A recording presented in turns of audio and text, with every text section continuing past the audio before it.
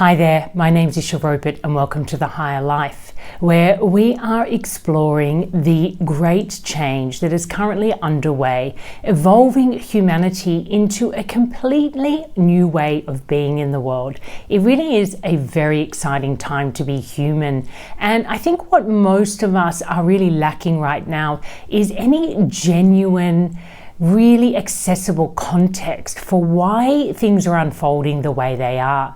If you look out into the world, it can feel very scary. There is a lot of violence and destruction and really radical, quite ignorant ways of leading certain tribes of humans into cycles of conflict that have just been playing over and over since humanity really entered the Earth realm.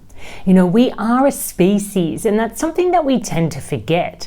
We don't really spend a lot of time exploring what kind of species are we? What does it mean to be a human being? And I think one thing that would really help is if we were educated to understand that we are actually activation agents of transformation. So what do I mean by that? I mean that it's actually transformation that is happening through the way the human being is evolving over time and through history. I mean, we know through science that we were once part of the animal kingdom and that our bodies have actually changed shape and evolved so that we can use more of our potential as we move through our lifetime. We're also extremely aware that the brain has changed and evolved over time, and that we have the capacity to observe our own experience, which might not have been something that the earlier humans were very aware of. Now, of course, they had that latent capacity within them because we wouldn't be able to do it now if it didn't already exist back then. But perhaps they just didn't have the context, the education, the time through the cycles of life to really come to understand who they are, what they're capable of, and what it means to be human through lived experience. But the modern human does have this capacity. Humanity has been in existence for long enough, and we've been able to observe the cycles and patterns of our behavior that we can actually understand them as archetypal. And that's what I want to speak to in today's episode. We're heading into episode 3 of Navigating the Great Change, and it still is a series in the higher life education, where I used to take concepts that were considered spiritual or esoteric, new age and psychological, and unpack them in a way that you can understand how they can empower your life. Things like compassion, forgiveness, tolerance, all this inner capacity that we have as human beings to really relate better to ourselves and to other people, and also to hold and create space to integrate all the fragmented part of ourselves that we are overly identified with and that often have us leading inauthentic lives. Now, I've spent 4 years posting free education that can really help you understand what I'm talking about here. Now I've moved into a new series called Navigating the Great Change. And again, it's really educational. It's about helping you have a clear vision of what's emerging within you and within the collective or the whole known as humanity. And the way that I do that is helping you to understand that humanity is in fact one interdependent relationship system. It's an intelligence, and this intelligence is an evolving intelligence, and it evolves through relational intelligence, which is we learn a lot about who we are, what we're capable of, and what change needs to happen in relationship to ourselves, to other people, and to all of life. So it's incredibly relational, it's very receptive, it's very creative, and it loves to continue to evolve on itself. And as a single human being, we are a microscopic agent of this larger relationship system. So what this really means is that any transformation that happens within your own very small, ordinary personal life is in fact fueling a much larger collective transformation that's taking place. So any work that we choose to do to really evolve our way of being in the world through the daily act of showing up, turning inwards and seeking empowerment is actually optimizing the chances of humanity to move into a higher state of consciousness more quickly and less painfully. Now, humanity will evolve in that way, whether we choose to do this work or not. This is really about, do you want to wake up and be really alive and alert and fully conscious of this transformation as it happens through you? Or are you going to be kind of dragged along by it at some point?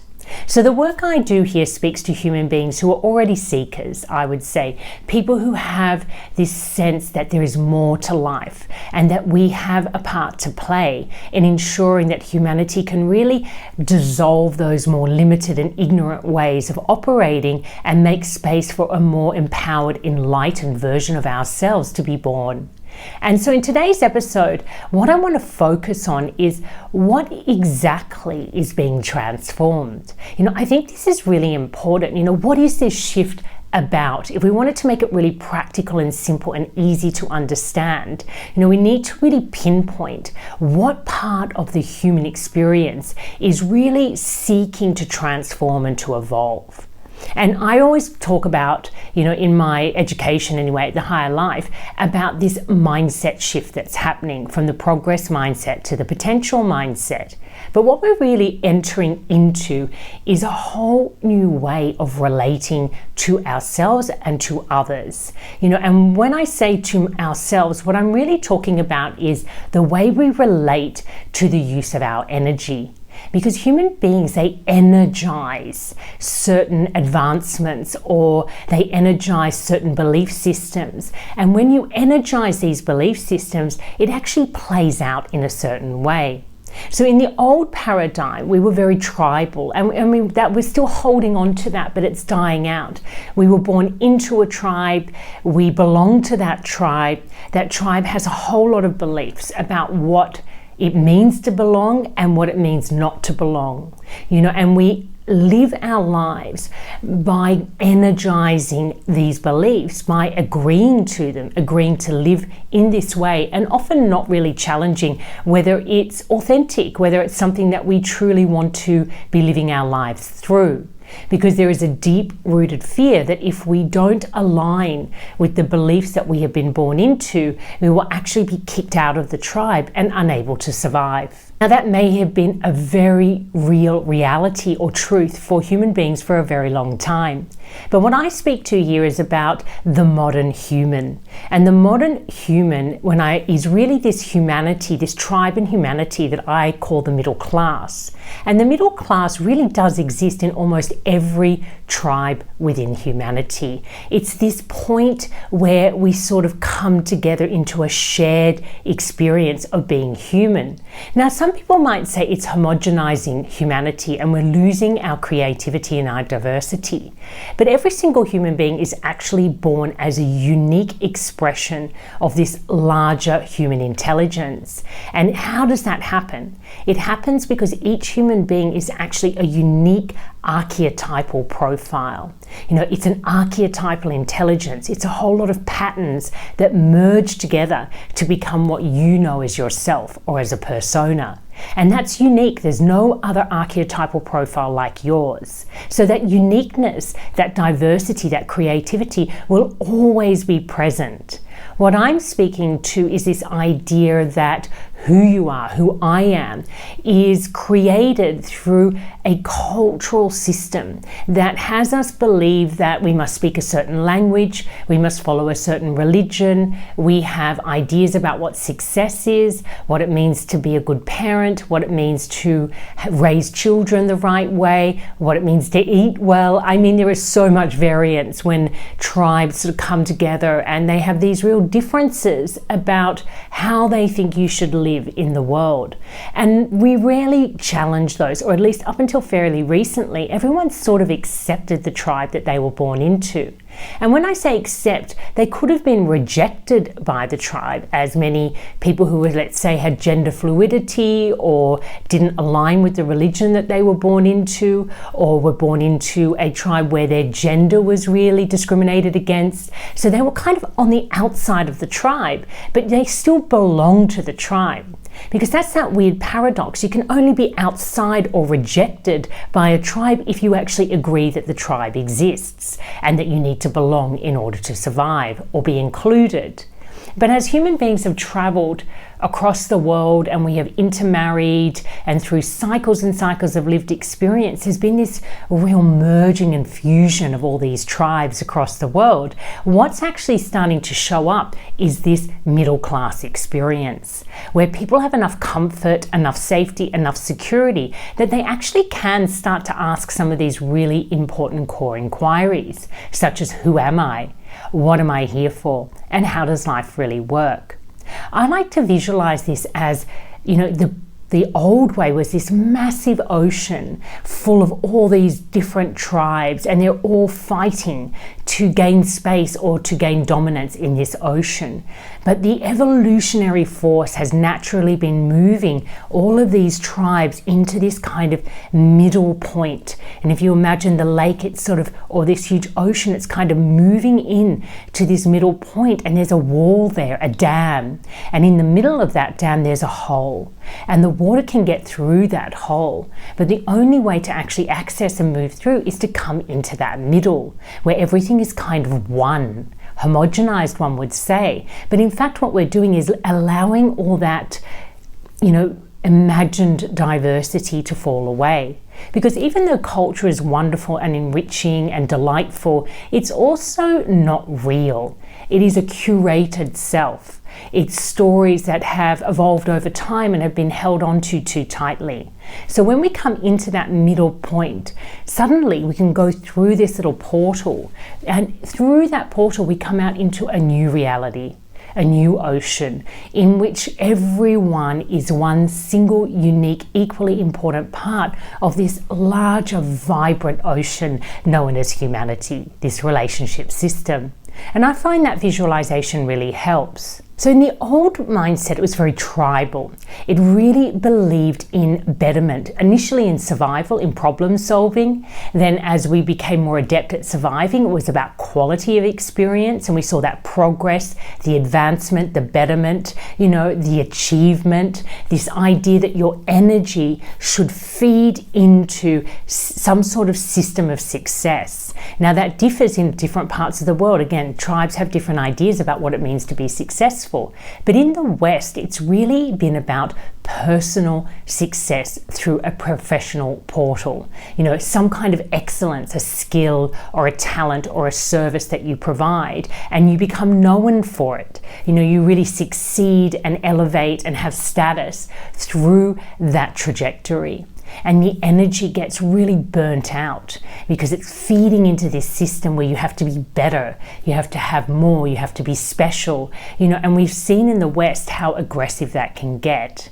But now we've hit a ceiling. There's so many influencers, so many athletes. The Olympics have to add more sports to try and keep it interesting. We're kind of treading water in this space, still in the old paradigm, in the old ocean, where it's all getting stagnant and still. The ocean's not moving. It's getting really stuck. We're not evolving. And there's this inkling that progressing and betterment and personal achievement isn't really what we're here for. It's not the true purpose of being human. I really call this like the fragmented mindset or the tribal mindset. And the change that wants to happen is this unity consciousness. When we come back into this wholeness, but as a single, unique, empowered microcosm, I guess you could say, of this larger macro intelligence. And in order for us to do that, we actually have to surrender what is known as our ego. That is our socially, culturally curated self that is very tribal in nature, that seeks to be recognized, that is driven for achievement. Everything that I was raised in, it's really hard to let go of this mindset because we exist through our mindset. The energy, the focus, that energy actually travels out through our focus and becomes real tangible results. So the big shift that's happening, the transformation that's happening is in the way humanity perceives the right use of its energy. And the mindset is what drives energy. So we're going to see this transformation from the progress mindset, the achievement mindset, the tribal mindset, into what would be called the potential mindset, the highest potential of a human being. That is when we can live from our full inner capacity to really stand strong as a unique being and to accept every other human being as a unique part of this large system.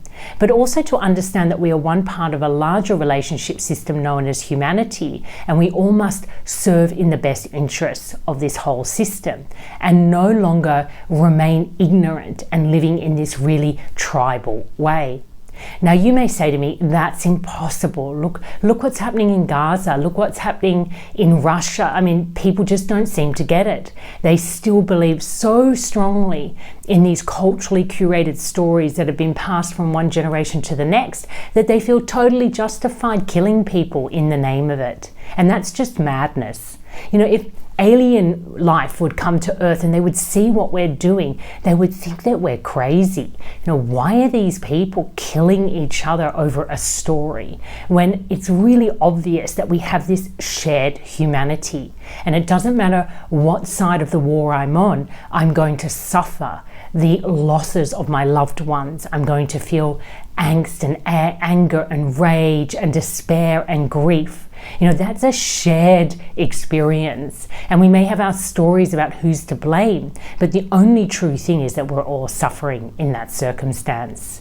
So it really is this light bulb moment that humanity's had enough of living in this cycle of violence and ignorance. So there is a new wave of humanity already moving up and out and becoming visible. You know, in my realm of personal transformation, there are many amazing leaders and millions of people who are doing their work that are really opening us up to the power of compassion, of forgiveness, of self-love. You know, it's a wonderful time to really start engaging in these more creative ways of being human. And when we come into this new era, you know, we will look back and we'll wonder, wow, you know, why did it take us so long? Now, again, you may say it's not going to happen. And I would say to you that I believe if I went back in a time machine into a time when humanity really believed that the earth was flat, and I said to them, you know what, the earth is round, so we're going to have to redesign the whole way that we think about our reality, people would have said to me, you're crazy. You know, exactly what people might be saying to me now when I'm speaking about this vision of this new humanity that's being born. And you know, now we would say, okay, those people really didn't get it. There were people on the frontier who understood that the way the collective was viewing their own potential, their own reality was limited. It was blinded by a certain ignorance, a lack of awareness. And then there were these visionary humans, these explorers that went out there and thought, well, I'm going to find out. And they opened up the human awareness through their travels out into the unknown. And this is also true for the very many humans who have been spiritual seekers, who have been philosophers, psychologists, explorers of the human condition in any name, way, shape, or form. They've been out on the frontier and they've been challenging this tribal way of thinking about the self. And coming to understand that the self is not a fixed entity, it's a creative entity, and that the ego is very socially and culturally conditioned, but we have these other more authentic selves that become more powerful when we no longer over-identify with our ego. You know, it's a super powerful process to be in, and it's called personal transformation. To really step out of this superficial way of being in the world, over-identified with these belief systems that you were born into, and start to become a much more open, creative, curious, willing human being to understand what other selves might be available to you. This kickstarts and initiates a transformation. Just like the caterpillar has this whole activation process that enables it to eventually become the butterfly. It's very cliche, but it really, I think, speaks so powerfully to how hard it is to actually understand what's emerging through us. I mean, I'm sure the caterpillar has no awareness that the butterfly is what it's going to become. It just happens. You know, they don't have that capacity to be aware of their own fears and concerns and suffering. So they can't resist the process of becoming a butterfly. But humans do. That power that we have to understand what we are is also a barrier to really just allowing transformation to move through us. You know, it really is a time to start relaxing and trusting in this deep, deep call to really own your truth and to own your true and authentic self. You know, the ego self, it's limited, it's bored, it's frustrated, it's tired of the conflict. For many people, it has left them in a state of ongoing despair over generations because, you know, we want this to end. And we want to know ourselves as truly loving, forgiving, creative, joyful beings, and we have the capacity for it. So this is really going to begin when we can step up and own as a collective this singular truth that the transformation is happening already. It is asking something very specific of you, of me, and that is to actively engage in this personal transformation, which would have you examine the mindset and the belief systems that you were born into and that currently, in a way, fuel the self that you think you are. Is the job that you're doing really a choice from your authentic self, or is it a job that you felt compelled to take on because it gives you a certain status, or your culture celebrates this type of person, or you didn't feel worthy of doing anything else? You know, this was the sort of work that I used to do as a life coach, you know, really getting people to travel back and review and examine the kind of choices that they've made that have led them to be leading the life that they are now and identifying with the self that they currently fuel. You know, and it's fascinating because so many people have never even thought about it. You know, you kind of live your life sleepwalking. So this is really a waking up time for humanity. And yes, it is chaotic. There is violence. You know, many people would say, well, if humanity is stepping into this really, you know, empowered state of higher awareness and consciousness, why do we still behave like cavemen? And I would say to you that it's not the only experience. You know, we're only looking at what we see in the news, and the news loves to take the tragedy in humanity and make it the whole story. But if you're like me and you don't watch the news, you actively seek out, you know, these other stories of human beings who are leading meditation retreats globally, you know, have introduced concepts like RAIN, like Tara Brach, or Carolyn Mace's work on archetypal intelligence, or this huge new wave of transformational coaches and couples coaching and family coaching, you know, or the amazing psychologists who have brought forward all this new research and insight and tools to heal out of our family dysfunction and this wounding that gets carried down from one generation to the next, or the really progressive way that we're meeting addictions. I mean, humanity is stepping up in so many ways, and I think we just don't give ourselves enough credit. You know, this is a fascinating time and we are doing really good work. But, you know, there is a role for you. Choosing personal transformation, stepping back from the superficial way of showing up to your life, asking, who am I, or what am I? You know, what am I here for? How does life really work? What is my archetypal profile? You know, these are really important questions, and they will activate a dissolution of the old mindset, which was all about what do I need to achieve to be loved, to be recognized, to be accepted, into this new, what is the highest potential of being human, and how can I explore my highest potential in a way that's very curious and open and playful. Now, if you love what I'm talking about here, as always, come and join me at the Higher Life Academy. You know, walk the path of personal transformation with me. I offer a 3-step process. It's all guided. It's very affordable. Or you can access all my free education at Higher Life TV. As I said, I've done 3 years of short pieces of really breaking down all these spiritual, psychological, esoteric and philosophical concepts that can offer you real wisdom to live in an empowered way. Or head over to my podcast at the moment, where I'm actually walking people through the operational side, one could say, of personal transformation. What is it? How does it work? Who's best positioned to do this work? What kind of value does it bring in your own life and out in the greater world? So many ways to engage with this work. So I really hope this has offered you some clarity, some context, and a vision that you can get excited about. Until next time, take care and love life.